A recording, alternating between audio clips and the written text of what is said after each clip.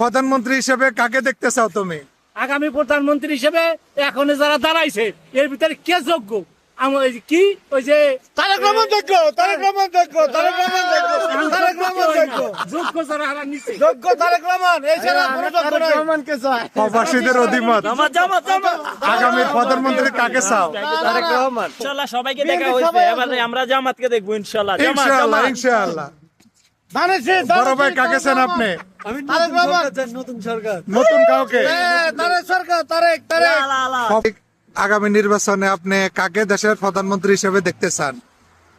আমি দেখতে চাই জামাতে ইসলামকে। ইনশাআল্লাহ। জামাতে ইসলাম আসলে দেশ ভালো চলবে। আশা করি মুসলিম কান্ট্রি হিসাবে জামাতে ইসলামকে ভোট দেওয়াটা জরুরি প্রয়োজন। ওকে ওকে, ধন্যবাদ আপনাকে। আগামী নির্বাচনে দেশের প্রধানমন্ত্রী হিসেবে দেখতে চান? আমার তো মনে হয় শেখ হাসিনাই বেটার ছিল, আবারও শেখ হাসিনাকেই দরকার। না, আওয়ামী লীগ তো বাইরে নির্বাচনের, নতুন কাকে দেখতে চান? তাহলে আমার বলার মতো কিছুই নেই।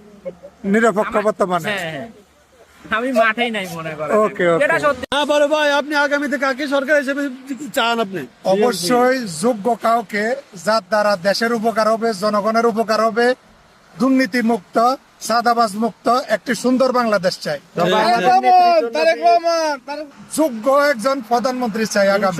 তারেক রহমান বাংলাদেশ যোগ্য, যোগ্য ব্যক্তি তারেক রহমান। আপনি কি মনে করেন তারেক রহমান কি যোগ্য বাংলাদেশের প্রধানমন্ত্রী? নিষেধাজ্ঞা করছে আমলিগ ক্ষমতায় আসবে না, নির্বাচনে আসতে পারবে না।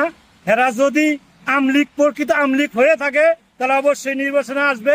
আমলিগ ছাড়া কোনো নির্বাচন হবে না বাংলাদেশে। আমলিগ ছাড়া কোনো নির্বাচন হবে না, হবে না, হবে না। জয় বাংলা, জয় বঙ্গবন্ধু।